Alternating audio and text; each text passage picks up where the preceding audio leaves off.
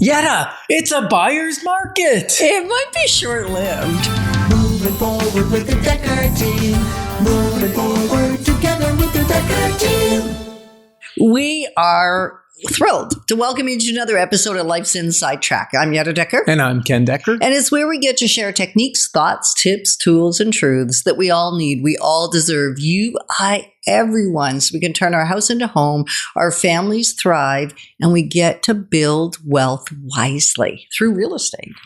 Cool. It is. We're going to consider that, is it time for you, or maybe is it time for someone you know to get into the play, into the action of owning real estate? Maybe your first piece, but we're going to focus a little bit today on the first one, right? Yeah, like maybe, jump. Yeah, like maybe they're sitting on the sideline and they're sitting there, but they're really underneath. They're saying, "Coach, put me in, coach," right? Like you just want to get into the game of owning real estate. And more people desire that. And we're going to talk about some fun things, some stats. Fun stats. And so maybe for you, stats are not fun. So I'm going to say don't gloss over. Well, if you do gloss over, the thing is you know who you can call and Ken will unpack them all for you. We can send you the reports or just give you the bottom line. And if you like stats, this will be like a fun show. Yeah, for Says the geeky, Ken, nerdy type people, right? that Like love me? the numbers. Okay, So there you go. what we know is inventory. There's an inventory surge. Yeah, which, for many years in the past, the buyers have been saying there's nothing to buy. And if something comes up, there's 20 people want it. And it's like ridiculous. Right. And that's been lessening over the last 24 months, right? Last 24 months, that's 27 months probably. That pressure is less. Now, fascinating truth, because remember I said I'd share some truths? Fascinating truth is the really hot, amazing properties are still selling lickety-split. You still can't waste time on those. And multiple offers frequently. Frequently. And what's weird too is sometimes they're on the market for 2 weeks, 3 weeks.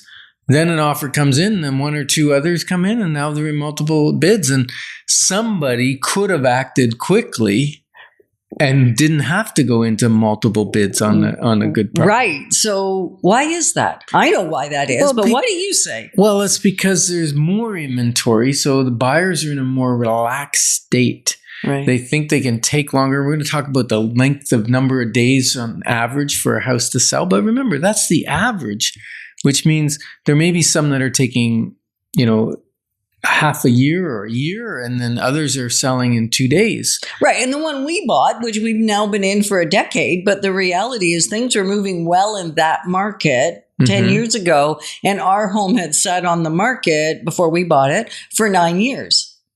And the question buyers will always ask, because even we did, and yet we knew what we were looking at, so it didn't scare us, but what's wrong with it? What's wrong with that thing that it's been on the market for so long? Most of the time, it's that it entered the market. Yeah, I'm going to spoiler alert. It entered the market at the wrong price. Too high.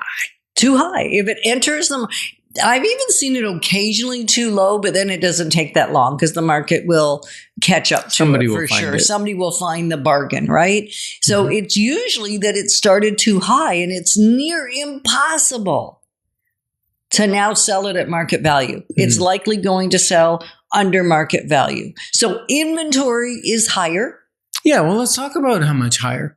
We're 43% above the 5-year average. Now, that includes the superheated times in COVID, but 5-year average, we are 43% over that. That's a number of houses for sale. Right. So it's a very different market than it's been really all of the last 5 years. And if you want to compare the price, right, it's like you ladies or men, if you walk into a clothing store and all the inventory is still there, but it's on sale because for whatever reason, nobody bought it.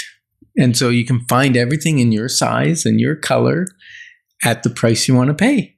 Right, which is kind of cool. So if you want the right house, the right color, the right size, the right everything, now is actually a really cool time to do it. It's the same strategy as clothing, and sometimes we'll put it down to something so simple that obviously it's a different price point. We get that, and yet the same principles roll across regardless of what product we're talking about.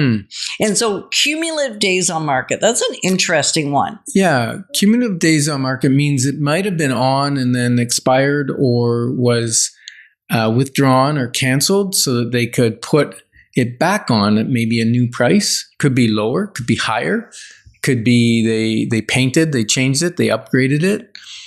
And so it's back on the market. And if it wasn't off the market, and I can't remember whether, I think it's 90 days. Yeah, it's just shy of that. Yeah. That if it's not off for that long, then the days on market just accumulate. So the accumulated days on average of a house sale right now is 80 days. Right. And during the listing, the current listing that it has, it's 58 days on average. Right. On market. So that means some are selling in one day, but as Ken said earlier, some are selling in a year and a half, or 2 years. Yeah, and there might have been multiple price adjustments when it sits that long too. Right. And what I'd like to do is invite you to a clarity call if you're thinking, oh, Ken, this sounds interesting, but I'm kind of lost. And I really want to buy a home. You know, people are desiring it. The age of people being able to buy a home is getting further apart. In other words, it's longer before people can afford to buy a home. And you might be saying, just what do I even do to position myself to be able to buy a home in the future?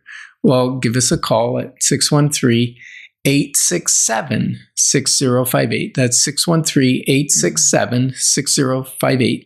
And that is my cell number. And if I don't answer, leave me a message. I know it's old school to leave a message, but please leave a message or text me and I will get back to you. Yeah. When you text them, tell them who you are. Yeah. Like what you want, who you are, because that will make it a little easier. You can be somewhat prepared when he calls you back. Now, another measuring stick, so to speak, of how's the market doing is what's the new listings to the sales ratio? In other words, if 100 properties come on the market, how many are selling that same month? And we're sitting around 34%. So if 100 houses come for sale, 34 will sell that month. And it might not be the 34 of the 100 that came on the market. There might have been ones that were on before. But the fact is a lot more coming on the market than are selling, which is why our inventory is growing. Right. And it's important to know that, you know, back in the heydays, it's 80-90% of the houses that were coming on the market, that quantity were sold in the same month. Right. That's at the height of the market. And probably more an average typical market, it sits somewhere around 70-75% versus 34% is the lowest we've seen in a very long time. And another staggering one I looked up is what has expired. It died. It didn't go on the market.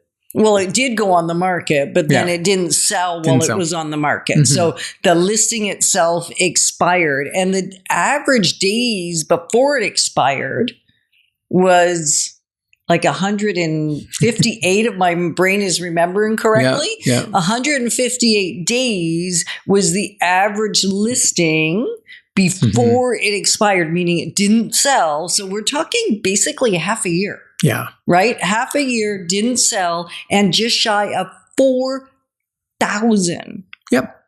So do you want to get into this game? Is it your time to play the game? Well, let's get into the market or help somebody else get into the market.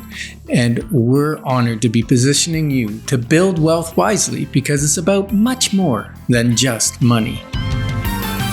Moving forward with the Dekker team. Moving forward